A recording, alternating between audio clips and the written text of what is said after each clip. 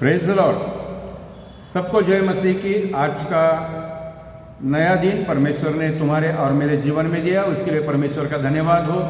परमेश्वर की स्तुति करता हूँ, परमेश्वर की महिमा करता हूँ, परमेश्वर की तारीफ करता हूँ कि आज फिर से परमेश्वर ने दोबारा आपके सामने आने के लिए परमेश्वर ने अगुवाई की। इसके लिए परमेश्वर का धन्यवाद हो। इस वक्त हम आपके वचन देने के लिए, हम सब के लिए प्रार्थना करने के लिए परमेश्वर ने जो समय ने नियुक्त किया है, उसके लिए हम परमेश्वर का भी धन्यवाद करते हैं। हालेलुया। तो आइए आज के इस वचन के भाग में हम जाने से पहले सबसे एक निवेदन है। आप सभी इस चैनल पर अगर नए होंगे तो कृपया इस चैनल को और शेयर भी करिए, कमेंट भी करिए, वीडियो को देखिए, परमेश्वर का वचन पूरी तरह से जानिए। वचन किसके बारे में, किसको क्या कह रहा है, ये समझना भी जरूरी है। इसलिए इस वचन को समझने के लिए वीडियो को भी पूरा देखें और मुझे सहायता भी करें सब्सक्राइब करके। तो विश्वास करता हूँ कि आप सभी अच्छे होंगे और परमेश्वर हम सबको चलाता भी है, बढ़ाता भी, उसके लिए परमेश्वर का भी धन्यवाद हो।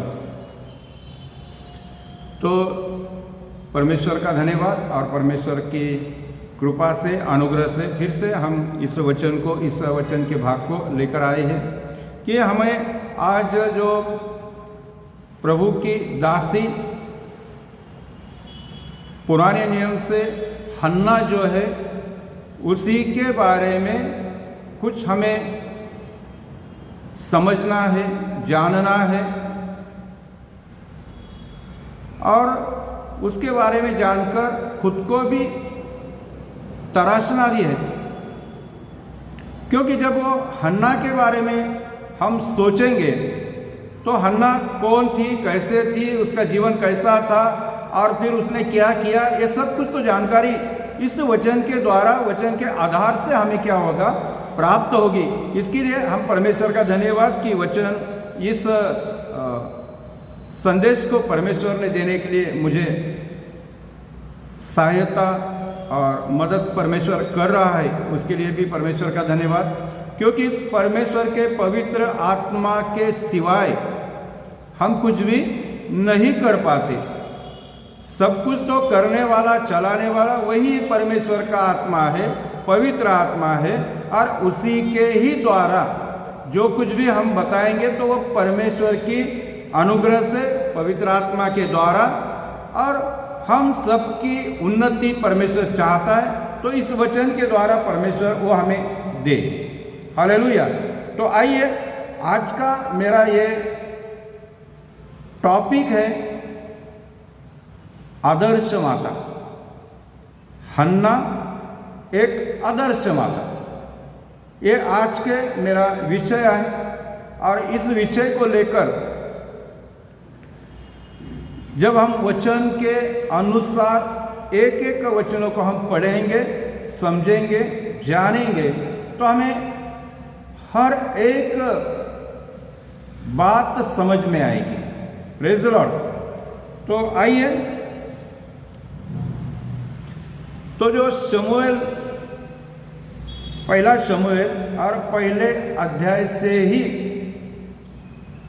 ये वचन का भाग शुरू होता है। इसीलिए हम यहाँ से हम पढ़ने को और हन्ना के बारे में, यहाँ पर हम देखते हैं कि हन्ना और एल्काना एक परिवार है।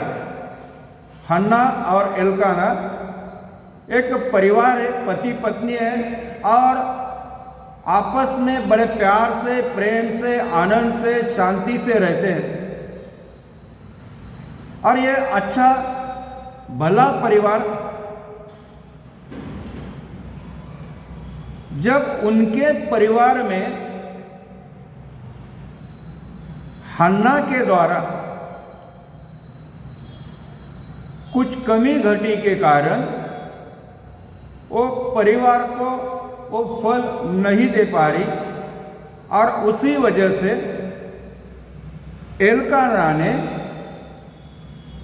अपनी दूसरी पत्नी ढूंढ ली। इस पत्नी के द्वारा उसका परिवार का नाम या वंश का नाम नहीं आगे बढ़ रहा है, तो परिवार में कोई ना कोई उनका सदस्य होने के लिए हन्ना के द्वारा अगर नहीं हो पा रहा है तो उसने दूसरी पत्नी ढूंढ ली, दूसरी पत्नी कर ली। और फिर हमें वचन के द्वारा, क्योंकि वचन सच्चाई बयान करता है, वचन क्या करता है? सच्चाई बयान करता है। और वचन में परमेश्वर के द्वारा मूल योजना में ऐसा कोई प्रबंध नहीं है कि तुम अच्छे हंसते खेलते परिवार में दूसरी पत्नी लाओ। यह परमेश्वर का प्रबंध नहीं है, यह परमेश्वर के योजना का भाग नहीं है। परमेश्वर के योजना से इस बात को कोई मेल नहीं खा पाता, नहीं। इसलिए बाइबल में कुछ आयतें मैं आपको पढ़कर बताता हूं, गौर से सुनना। जो अपना पहला ही किताब है उत्पत्ति का, और उसमें 2 अध्याय और 24 वचन में लिखा है, 2 अध्याय और 24 वचन में लिखा है, यूं ही परमेश्वर का वचन हमें मिला है। इस कारण पुरुष अपने माता पिता को छोड़कर अपनी पत्नी से मिला रहेगा और वे एक ही तन बने रहेंगे। अपने माता पिता से छोड़कर अपने पत्नी के साथ एक तन होकर बने रहेंगे। फिर ये परमेश्वर का वचन है कि पति पत्नी आपस में एक देह हो जाना चाहिए, एक मन होना चाहिए, और एक मन होकर आपस में हमेशा उसी तरह से बने रहना चाहिए। ना कि इस एल्काना ने जैसे दूसरी पत्नी ढूंढ ली, वो योजना का हिस्सा या भाग नहीं है। हालेलुया। और एक आयत को मैं आपके सामने रखता हूँ कि मलाकी का किताब जो पुराने नियम का आखिरी है, और उसमें 2 अध्याय और वहाँ पर भी 15 वचन में आखिरी लाइन में लिखा गया है, और तुम में से कोई जो भी परमेश्वर की संतान, परमेश्वर पे विश्वास करने वाले हमारे लोग हैं, हम में से और तुम में से कोई अपनी जवानी की स्त्री से विश्वासघात न करो। जो परमेश्वर ने तुम्हारे लिए जो पत्नी दी है, जो स्त्री तुम्हारे लिए दी है, उसका तुम विश्वासघात न करो। पत्नी से दिल से, मन से, तन से प्यार करने के लिए परमेश्वर कहता है, ना कि विश्वासघात करना। और भी एक आयत मैं आपको पढ़ाता हूं, यीशु मसीह के द्वारा बोले गए वचन। यहां पर मत्ती का सुसमाचार नए नियम में, और यहां पे 19 अध्याय और 5 वचन दिए। इस कारण मनुष्य अपने माता पिता को छोड़कर, माता पिता से अलग होकर अपने पत्नी के साथ रहेगा, और वे दोनों एक तन होंगे। माता पिता से अलग रहेगा और पत्नी से मिलकर दोनों एक देह, एक तन होंगे। ये परमेश्वर की योजना, ये परमेश्वर का प्रबंध, और इस प्रबंध को, इस योजना को, इस वचन को एल्काना ने तोड़ दिया। एल्काना इसने अपने लिए दूसरी पत्नी ढूंढ ली,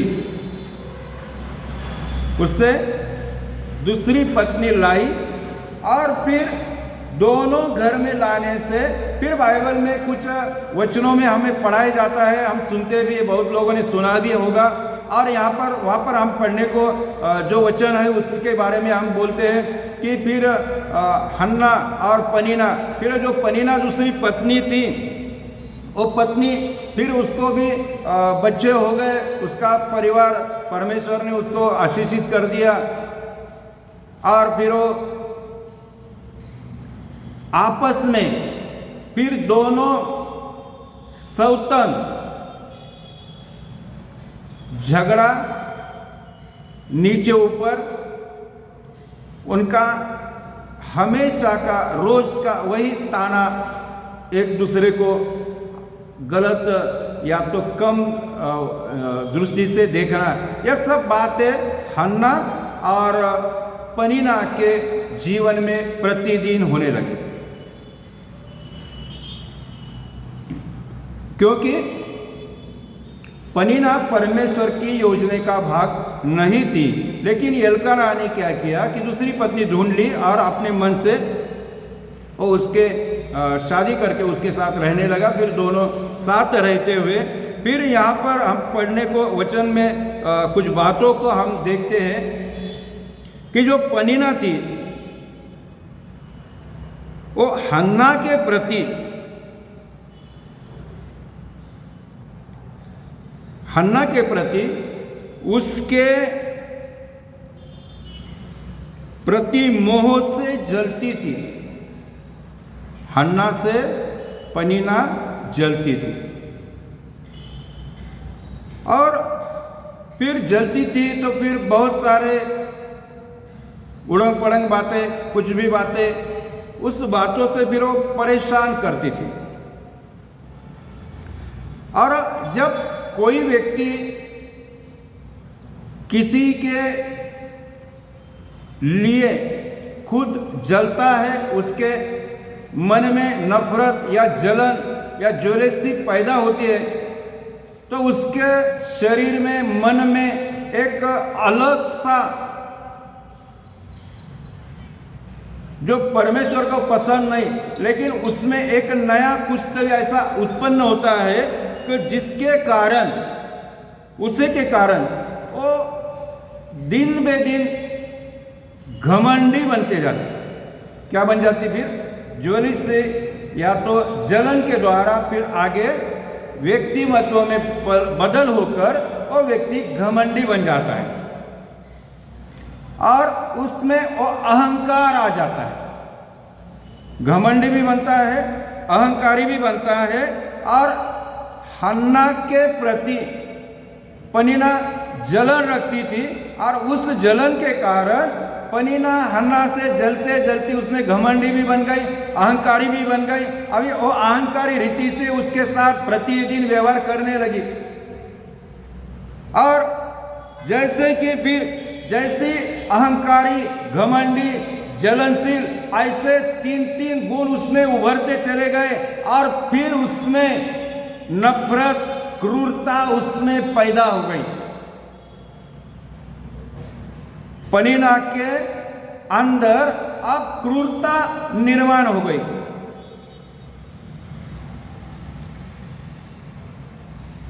और क्रूरता को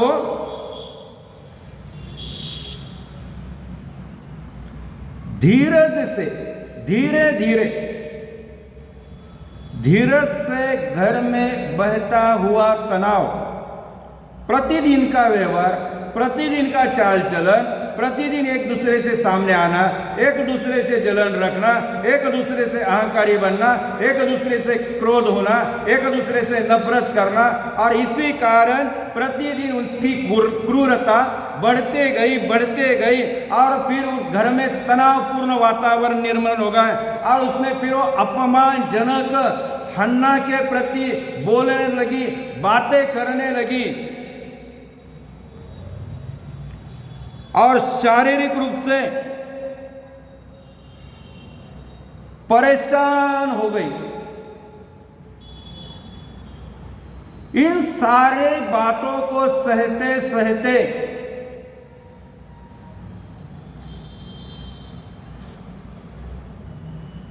पनीना का घमंडीपन, अहंकारीपन, जलने वाला स्वभाव, मन में आने वाली नफरत, क्रूरता, निष्ठुरता और इस सारी चीजों को मिलकर हन्ना को परेशान करना, और ये परेशान सी इन सारी बातों से, इन सारी चीजों से, ये शारीरिक परेशानी से वो परेशान होकर फिर वो वेदी से, परमेश्वर की जो वेदी, और वेदी के पास परमेश्वर के शरण में चले गई। कौन चले गई? हन्ना चले गई। अपने पनीना से दुश्मनी मोल लेना नहीं चाहती थी, उससे बैर करना नहीं चाहती थी, लेकिन उसके ओर से आने वाली शारीरिक परेशानी से वो कमजोर हो गई और कमजोर होकर, परेशान होकर फिर वो परमेश्वर के भवन में वेदी के पास जाकर परमेश्वर की उसने शरण ले ली। अब परमेश्वर के पास, परमेश्वर के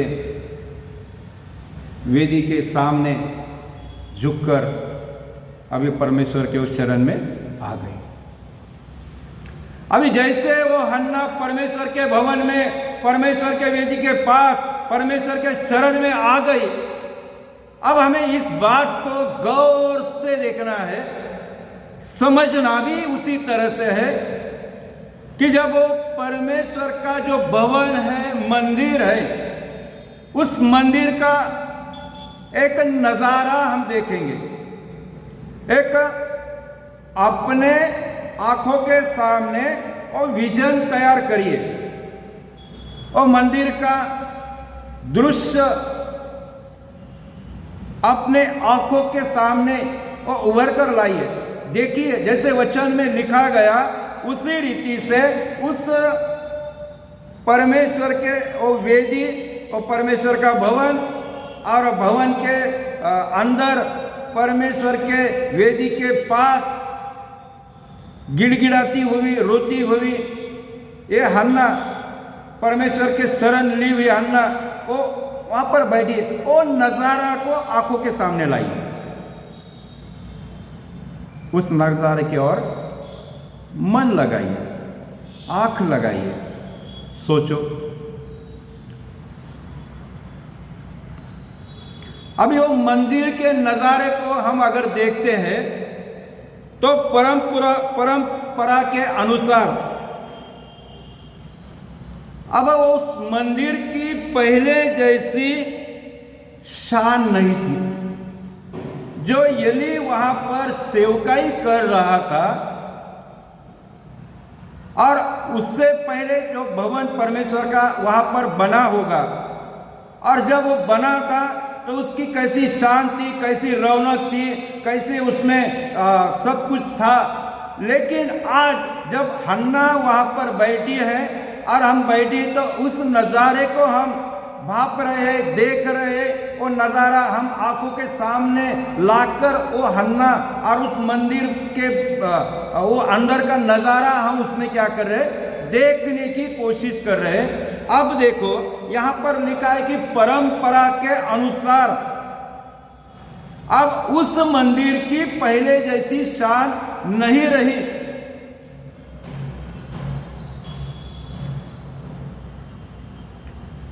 पहले जैसी शान नहीं रही। इसका मतलब कि मंदिर में टूट फूट हो गई, खराबी हो गई और सब कुछ इधर उधर बिखर गया। संदूक जो परमेश्वर के वेदी में अंदर में जो पवित्र स्थान होता है, उसमें जो संदूक होता है, और संदूक से कुछ पर्दों से ढका हुआ है। जो अंदर का हम नजारा देख रहे हैं उसमें लिखा है, वो संदूक जो है, वाचा का संदूक जो है, वो कुछ पर्दों से ढका हुआ है। और तंबू के आसपास जब ऐसी हम नजर मारते हैं तो तंबू के आसपास पत्थर की छोटी सी टूटी फूटी दीवार है। नजारा इस तरह से हम देख पा रहे हैं। परमेश्वर का वाचा का संदूक है, कुछ पर्दों से ढका है, मतलब पूरी तरह से वो भी ढका नहीं है। पर्दे भी फट चुके, खराब हो चुके हैं, और जो कुछ भी पर्दे उसी से उसको ढक दिया है, ढका रखा है। और उसमें अगर हम ऐसा नजर लगाते हैं तो जो आजू बाजू में तंबू के पास की जो दीवार थी, वो दीवार भी आधी अधूरी टूटी फूटी सी वहां पर नजर आ रही है। और उस मंदिर का जो द्वार है, वो प्रार्थना भवन का जो द्वार है, उस द्वार पर महायाजक एली बैठा था। द्वार पर महायाजक एली बैठा था, और हन्ना चुपचाप आंगन से जाकर परमेश्वर के सामने, जहां पर एली महायाजक बैठा है, उस द्वार पर, उसी द्वार से चुपचाप हन्ना परमेश्वर के मंदिर से अंदर चली गई और जाकर परमेश्वर के सामने, परमेश्वर के शरण में वेदी के पास रोकर अपने मन की पीड़ा, जो उसे सौतन से यानी पनीना से उसको तकलीफ होती थी, परेशान हुई थी, हर बातों में उसको गलत गलत बातों का इस्तेमाल होना और कम ऐसा देखना, यह सब कुछ तो सहकर अभी उसके सहे नहीं जा रहा था। परेशान होकर फिर वो मंदिर में आकर परमेश्वर के वेदी के पास उसने शरण ली। अभी हम परमेश्वर के भवन का अंदर का नज़ारा देख रहे हैं, और नज़ारा देखते समय हमें फिर जो हन्ना है वो चुपचाप उस द्वार से आकर परमेश्वर के सामने, वेदी के सामने बैठकर अपनी मन की पीड़ा परमेश्वर से बता रही, परमेश्वर को अपनी पीड़ा बताने लगी। हालेलुया। और एली द्वार पर बैठा उसे देख रहा था,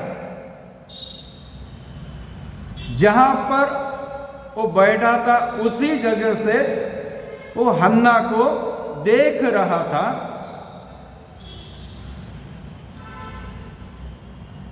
और देखते देखते एली ने सोच लिया, और सोचकर फिर हन्ना से बोला कि हन्ना ने नशा किया। उसे लगा कि हन्ना ने क्या किया है, नशा किया है। और फिर उसने कठोर शब्द, एली ने कठोर शब्दों से हन्ना को डांटा।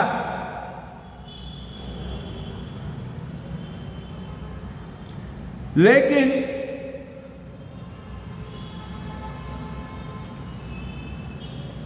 हन्ना ने बड़े भक्ति भाव से, हन्ना ने डांट खाई, एली महायाजक की डांट खाई, लेकिन हन्ना ने बड़े भक्ति भाव से ये जवाब दिया।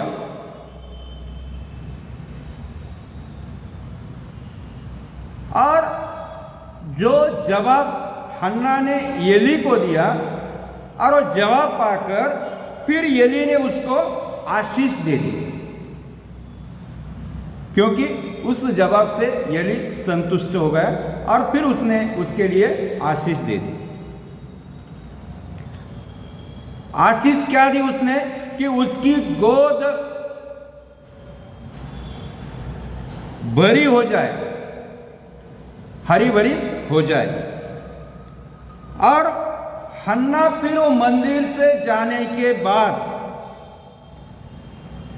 हन्ना ने अपने आप को, अपने मन को हल्का महसूस किया। अभी उसके मन पर कोई बोझ नहीं था, उसके शरीर पर कोई बोझ नहीं था।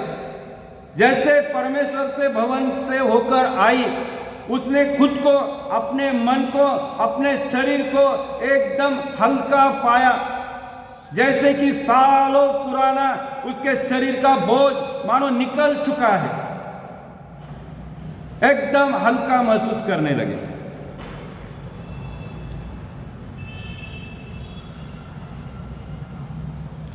क्योंकि अब हन्ना को एक आश्वासन मिल चुका था, हन्ना को एक आश्वासन मिल चुका था कि वह एक बेटे को जन्म देगी। हन्ना को यह आश्वासन परमेश्वर के दास के द्वारा परमेश्वर से वो आश्वासन पाकर वो आनंदित हो गई, मन हल्का हो गया और वो एक बेटे को जन्म देगी, ये आश्वासन पाया। और परमेश्वर की सेवा के लिए अर्पण कर दूंगी। अगर परमेश्वर मुझे वो संतान देगा, बेटा देगा, वो बेटा मैं परमेश्वर के सेवा के लिए हमेशा के लिए मैं अर्पण कर दूंगी।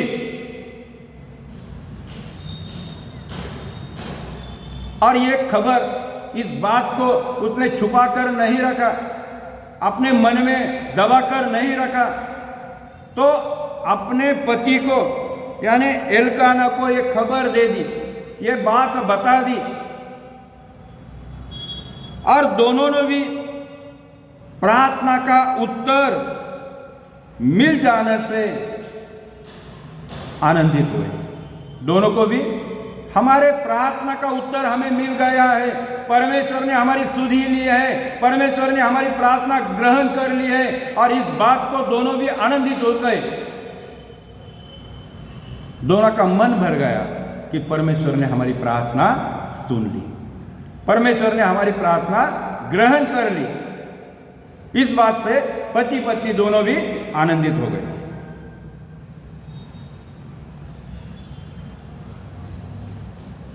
अभी जैसे दिन निकल जाते हैं, बीत जाते हैं, और हम आगे पढ़ते हैं कि हन्ना को एक सुंदर प्यारा सा बेटा हुआ, और उस बेटे को फिर हन्ना 3 साल, हन्ना उस बेटे को 3 साल बच्चों को छोड़ने और फिर वहां आई। 3 साल बाद उसी भवन में जहां पर उसने रोकर, गिड़गिड़ाकर परमेश्वर से प्रार्थना की थी, वेदी के सामने रो रो कर परमेश्वर से गिड़गिड़ाकर प्रार्थना की थी, वहां पर ही 3 साल बाद अपने बच्चों को छोड़ने, अपना जो बेटा परमेश्वर ने दिया उस बेटे को छोड़ने उसी स्थान पर खड़ी होकर बच्चे को अर्पण करते हुए, जो बेटा जिसका नाम शमूएल रखा गया, उस बेटे का अर्पण करते हुए परमेश्वर का धन्यवाद करने लगी, धन्यवाद का गीत गाने लगे। हालेलुया। परमेश्वर का धन्यवाद करने लगी और धन्यवाद का गीत गाने लगे। जैसे कि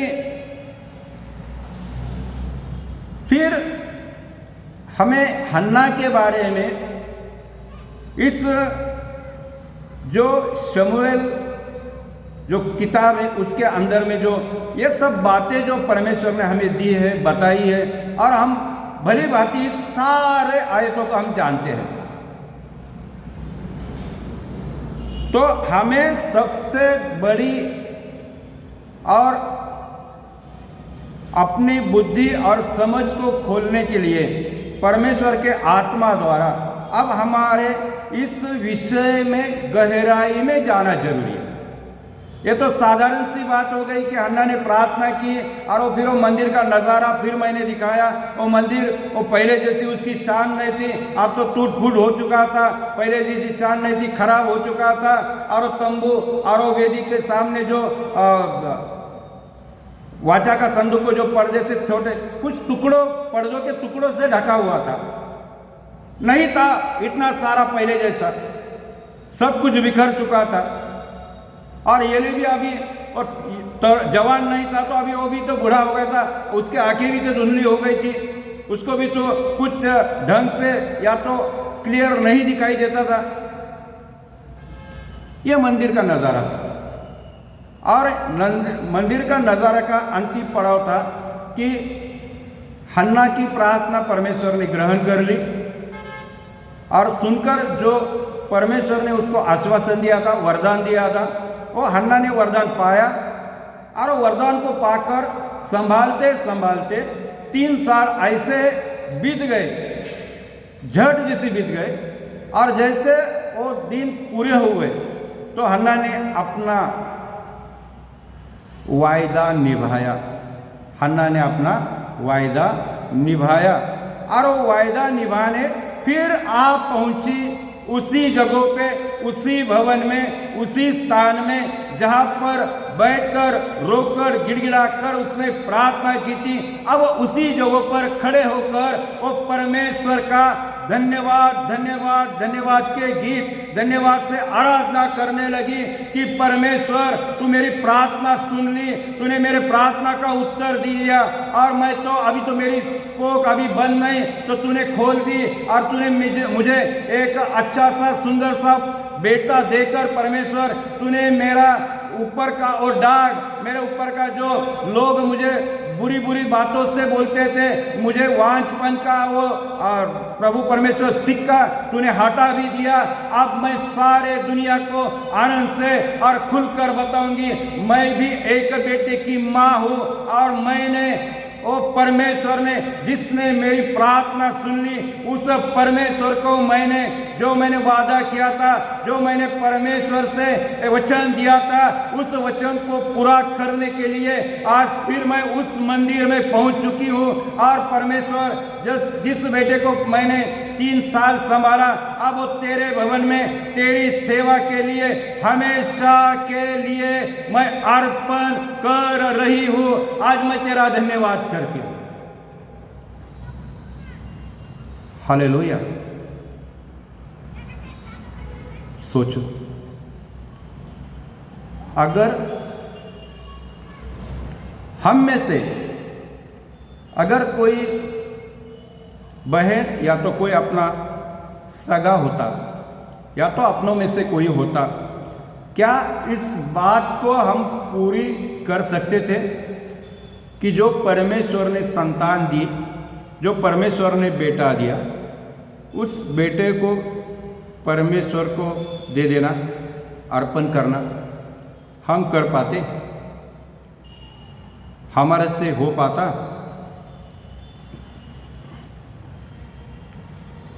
सिर्फ परमेश्वर का धन्यवाद करने से नहीं होता मेरे प्रियो। जो परमेश्वर से तुमने वाचा बांधी है, जो परमेश्वर को तुमने वचन दिया है, उस वचन को पूरा करना ही सबसे पहला अहम कर्तव्य हमारा है। क्योंकि परमेश्वर हर बात को जानता है। बाइबल में लिखा है कि जब हन्ना ने अपना वायदा निभाया, अपना वचन निभाया और वो घर आई, परमेश्वर ने और भी उसको बेटे और बेटियां दी। परमेश्वर ने उसको सुना नहीं रखा, खाली नहीं रखा, अकेला नहीं रखा। परमेश्वर अच्छा है, सबकी सुनता है मेरे प्रिय। सिर्फ विश्वास से प्रार्थना करो। आइए तो हम हन्ना के बारे में कुछ बातों को हमें सीखना है। हन्ना के बारे में हमें कुछ बातों को सीखना जरूरी है, क्योंकि जब हम सीखेंगे, समझेंगे, तभी तो हन्ना एक आदर्श माता कैसे बनी, इस बात का समाधान हमें मिल जाएगा। सिर्फ मैं बता रहा हूं एक हन्ना और हन्ना एक आदर्श माता, ये सब्जेक्ट है मेरा, ये विषय सिर्फ बताने से नहीं, तो उसके गुणों को भी हमें प्रदर्शित करना जरूरी है, वो गुणों को सिखाना जरूरी है। और हन्ना के 5 गुण ऐसे थे कि जिसको उन गुणों ने एक आदर्श माता ठहराया। परमेश्वर ने उसके अंदर ये गुण डाले थे, ये परमेश्वर के द्वारा थे। ये सब हो सकता है कि तुम्हारे और मेरे अंदर भी परमेश्वर ने ऐसे कुछ गुणों को डाला होगा, रखा होगा, तुम में भी वो बीज होगा। आइए इस अध्याय को विश्वास से हम पढ़ेंगे भी, सुनेंगे भी और सोचेंगे भी। हालेलुया। लिखा है 1 शमूएल और उसमें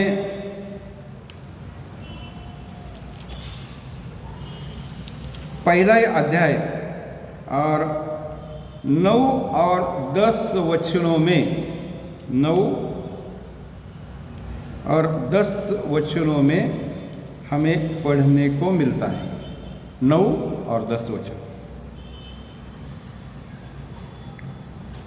तब शीलो में खाने और पीने के बाद हन्ना उठी और यहोवा के मंदिर के चौखट के एक बाजू के पास एली याजक कुर्सी पर बैठा हुआ था। वह मन से व्याकुल होकर यहोवा से प्रार्थना करने लगी और बिलख बिलख कर रोने लगी।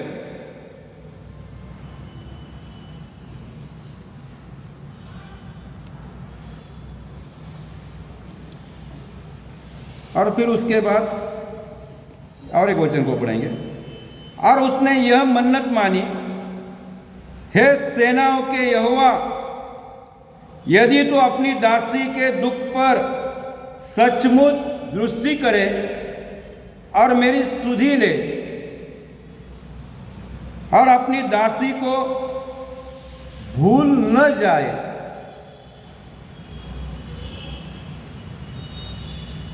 अपनी दासी को पुत्र दे, तो मैं उसे उसके जीवन भर के लिए यहोवा को अर्पण करूंगी और उसके सर पर छुरा न फिरने दूंगी। उसके सर पर ना वस्तारा छुरा चलेगा, ना कैंची चलेगी। हालेलुया। इसी तरह से हन्ना ने परमेश्वर से मन्नत मांगी, प्रार्थना की। और भी एक आयत को हम देखते हैं, 2 अध्याय, और उसमें ये थोड़ा सा लंबा है। आप जहाँ घर पे होगे तो घर पे आराम से आप पढ़ सकते हैं। 2 अध्याय 1 से 10 वचनों तक है। यहाँ पर पूरा जो हन्ना ने प्रार्थना की, परमेश्वर ने उसको वरदान दिया, उसकी मन्नत पूरी हो गई और हंसते हंसते हन्ना ने परमेश्वर के भवन में अपने पुत्र को अर्पण कर दिया और अर्पण कराकर हन्ना परमेश्वर से प्रार्थना किया। हालेलुया! ये प्रार्थना है, परमेश्वर का धन्यवाद की प्रार्थना। तो इस बातों को हमें क्या करना है, एक एक बात को हमें समझना है। सबसे पहली बात, हन्ना का एक गुण, सबसे पहली बात हन्ना का पहला गुण है कि उसने परमेश्वर पर विश्वास रखा। परमेश्वर में विश्वास करना। जब हम परमेश्वर के भवन में प्रार्थना में आते हैं तो हमें भी क्या करना है, हन्ना के समान, हन्ना जैसा परमेश्वर में विश्वास करना है कि परमेश्वर मेरी प्रार्थना सुनेगा, परमेश्वर मेरी मन्नत को पूरा करेगा, परमेश्वर ने मुझे जो वचन दिया है, आश्वासन दिया है, वो आश्वासन मेरे जीवन में पूरा हो जाएगा। ये विश्वास करना है। हालेलुया! सबसे अच्छी बात मुझे हन्ना से सीखने को मिली, हन्ना से मुझे सीखने को मिली, और इस वचन के द्वारा मैं आपके सामने उस बात को रख रहा हूं। परमेश्वर में विश्वास करना, ये परमेश्वर में विश्वास करना, कौन से समय कैसा विश्वास करना, इस बात को थोड़ा सा समझिए। यहां पर हन्ना और उसका जीवन निराश था। अच्छा समय नहीं था मेरे प्रियो, निराशाओं में थी, कोई आशा नहीं थी। लेकिन इस निराशाओं के समय में उसने परमेश्वर की ओर अपनी दृष्टि लगाई, परमेश्वर की ओर दृष्टि लगाई, मन में विश्वास इतना दृढ़ किया कि परमेश्वर मुझे बालक देगा।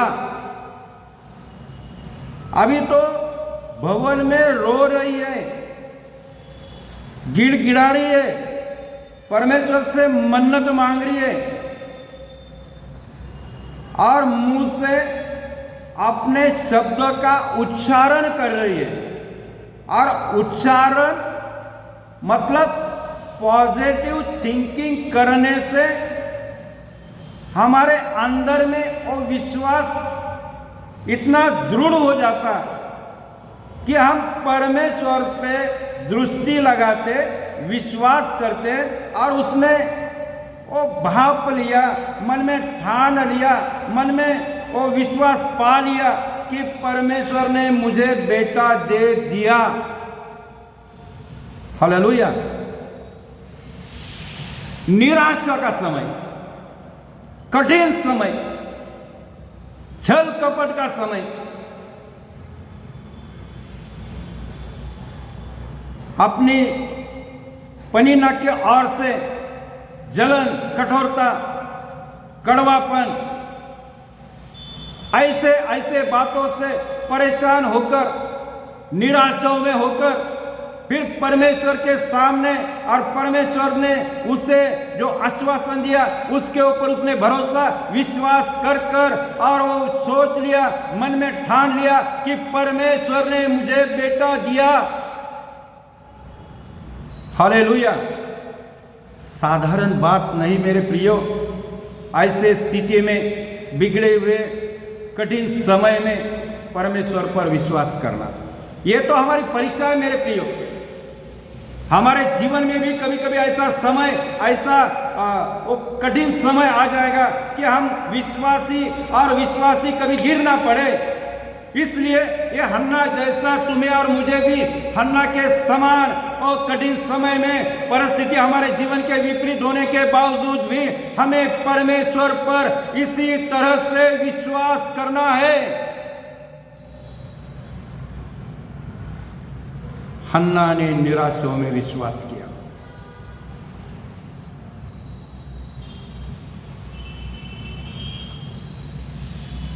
दुख और निराशा बढ़ती गई और उसके सामने आशा के किरणें धूमिल हो रही थी। आशाहीन, लेकिन फिर भी उसने अपने परमेश्वर पर भरोसा रखा। आशा की एक किरण भी नहीं, सारी आशा, सारी किरणें, सब कुछ धूमिल हो चुका है, धूमिल हो रहा है। फिर भी उसने अपना पूरा भरोसा अपने यहोवा परमेश्वर पर रखा।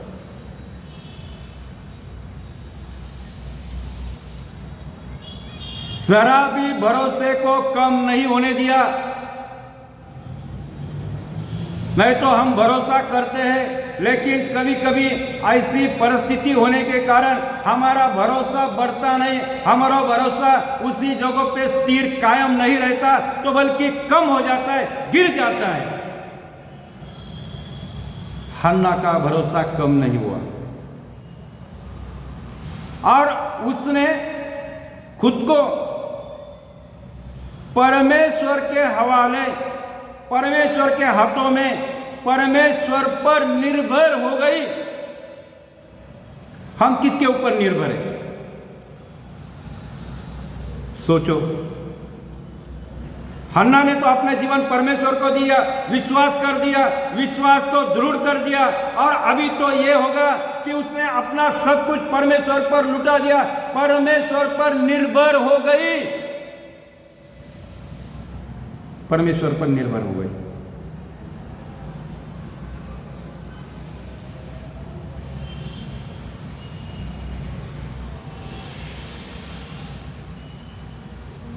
उसकी जीवन की परिस्थिति, वो समय, वो पनिन्ना की बातें जलन भरी शब्दों से परेशान होकर जब सहना, समझना, अभी रुकना असह्य होगा, कठिन होगा, हद से बाहर हो गया, तब सीधा वो परमेश्वर के भवन में चली गई। आज हम भी तो यह संसार में रहते हुए, दुनिया में रहते हुए, अगर हमारे जीवन में ऐसी कठिन परिस्थिति आती है, हमारे ऊपर ऐसा समय आता है, हद से बाहर हो जाता है, हमारे संभलना मुश्किल हो जाता है, तब हम परमेश्वर के भवन में नहीं, हम कहीं और चले जाते हैं, जहां पर लोग आत्महत्या कर बोलते हैं उसी को। कई लोग वो रेल के पटरी के ऊपर जाकर सो जाते हैं अपना जीवन छोड़ देने के लिए। जीकर मैं क्या करूं? लेकिन मेरे प्रियो, हन्ना ने ऐसा नहीं किया। हन्ना जब वो परिस्थिति, वो कठिन समय उसके हद से बाहर हो गया, तो सीधा परमेश्वर के मंदिर पहुंची। आज जिनके जीवन में कठिन समय, परेशानी और परेशानी से लड़कर परेशान हो गए, अभी उनका जो परिस्थिति या सहना हद से बाहर हुआ, मेरे प्रियो, अभी उन्होंने क्या करना चाहिए कि वो गलत निर्णय नहीं लेना चाहिए, मन में गलत सोच नहीं लाना चाहिए। अगर थोड़ा भी सोच हमारे विपरीत, बुद्धि के विपरीत अगर हो गई, और शैतान हम पर चाल करेगा और हमारे जीवन को अंधेरे में या खाई में ढकेल देगा। मेरे प्रियो, यह हन्ना के जैसा विश्वास को कठिन समय में दृढ़ रखना और भरोसा कर कर परमेश्वर के मंदिर की ओर चले जाना कितनी विशेषता है। हालेलुया।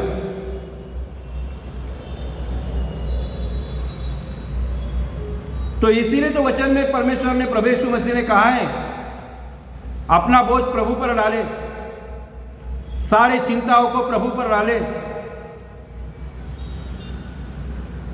परमेश्वर के हाथों में हो जाओ ना,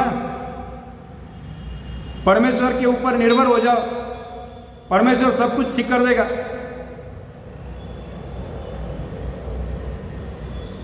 कहीं पटरी पे जाकर या ऊंचे पहाड़ पर जाकर कुछ नहीं होता मेरे प्रियो, अपना जीवन नाश हो जाता है, कुछ नहीं। हन्ना ने सही निर्णय ले लिया और सीधा परमेश्वर के भवन में चली गई और यहां पर उसने सारा बोझ परमेश्वर के ऊपर डाल दिया।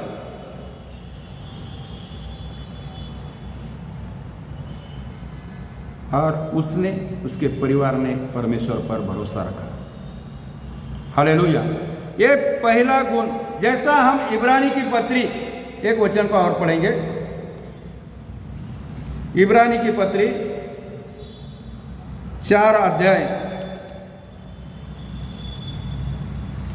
और 16 वचन को हम देखते हैं।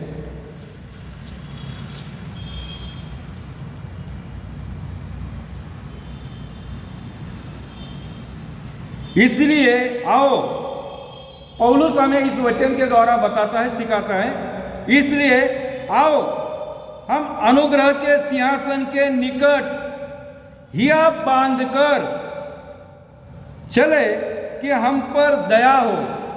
यह बांधकर परमेश्वर के सिंहासन के निकट चले कि हम पर दया हो और वो अनुग्रह पाए जो आवश्यकता के समय हमारी सहायता करे। हमारे आवश्यकता के समय हमारी सहायता परमेश्वर करे। तो हमें कहाँ जाना चाहिए?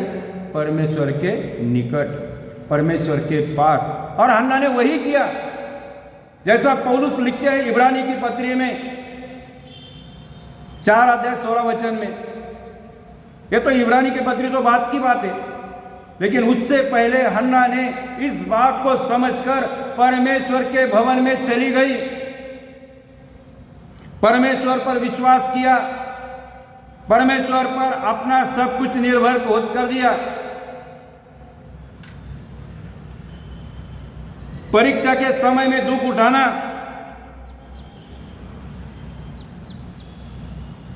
तो परमेश्वर उनकी सहायता करता है, और जिनकी परीक्षा होती है परमेश्वर उनको शक्ति भी प्रदान करता है। हालेलुया।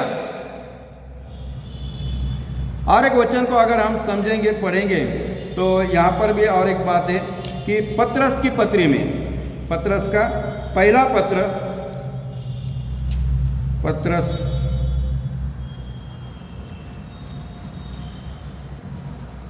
पत्रस का पहला पत्री, और उसमें 5 अध्याय और 4 वचन में, 5 अध्याय और 4 वचन में लिखा है, जब प्रधान रखवाला प्रकट होगा तो तुम्हें महिमा का मुकुट दिया जाएगा जो मुरझाने का नहीं। परमेश्वर हमें मुरझाने नहीं देगा, परमेश्वर हमें वो मुकुट देगा। हालेलुया। क्योंकि हमने उस समय में, उस वक्त परमेश्वर पर हमने क्या किया है? भरोसा किया। एक 7 वचन को भी पढ़ेंगे इसमें, अपनी सारी चिंता उसी पर डाल दो। पत्रस यहां पर इस पत्री में हमें कहता है कि सारी चिंता, अपनी सारी चिंता उसी पर डाल दो, क्योंकि उसको तुम्हारा ध्यान है। परमेश्वर तुम्हें देखता है, परमेश्वर को मालूम है, परमेश्वर जानता है, परमेश्वर को तुम्हारा ध्यान है। इसलिए अपनी सारी चिंता परमेश्वर पर डाल दो। हालेलुया। किस पर डालना है? परमेश्वर के ऊपर।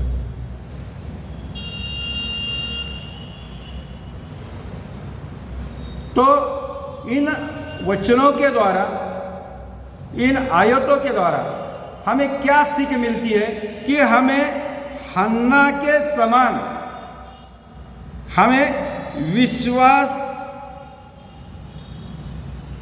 रखना है, दृढ़ता से भी रखना है, और वो विश्वास के साथ हम परमेश्वर के हाथों में खुद को सौंपना है।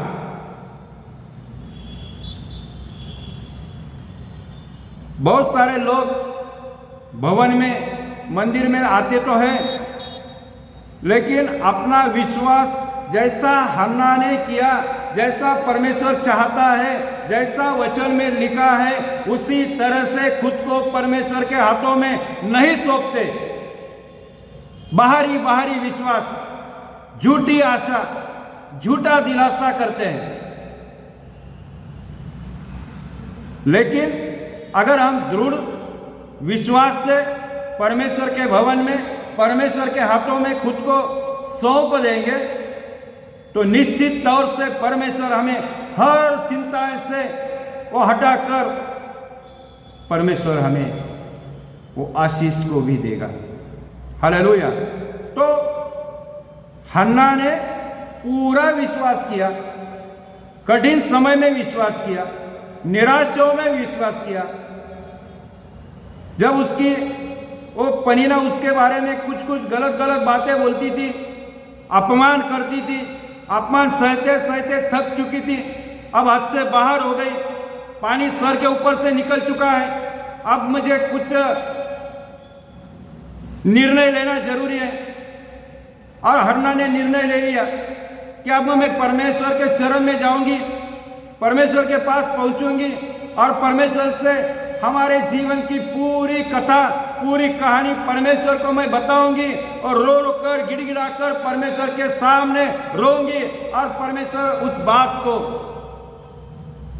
ग्रहण कर उसने उसको आशीष दिया, वरदान दिया, जा आज से तेरे आंखों में आंसू ना हो, तेरी कोख सुनी नहीं होगी, तेरी कोख मैं भर दूंगा, तेरे कोख को मैं खोल दूंगा। परमेश्वर से आशीष पाकर जब से उसके चेहरा खुशियों से भर गया, आनंदी हो गई, मन तृप्त हो गया, मन हल्का हो गया। प्रियनो, उसी तरह से हमें भी परमेश्वर के भवन में आने के बाद परमेश्वर पर पूरी तरह से निर्भर होकर परमेश्वर पर पूरा भरोसा करना जरूरी है।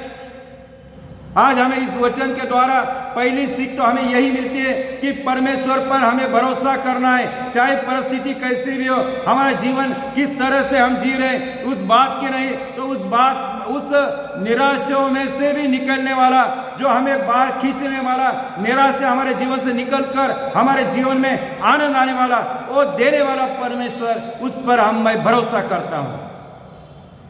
हालेलुया। आइए आंखों को बंद करेंगे, क्योंकि हन्ना के 5 गुण है, और जिसमें से आज हमने पहला गुण सीखा। 5 गुण है जो एक आदर्श माता बनाने में उसकी सहायता करते हैं। परमेश्वर के द्वारा हन्ना को मिले हुए 5 गुण है, और 5 गुणों में से एक गुण को हमने आज सीखा है, हमने बताया है, और मेरा विश्वास है आप सब ने उस बात को समझ लिया होगा। आमीन। खुदा बाप आप सभी को बहुतायत से आशीषित करे। सबको जय मसीह। धन्यवाद। लाइक करें, सब्सक्राइब करें, कमेंट करें और शेयर करें। सारी महिमा, सारा जलाल परमेश्वर को। आमीन।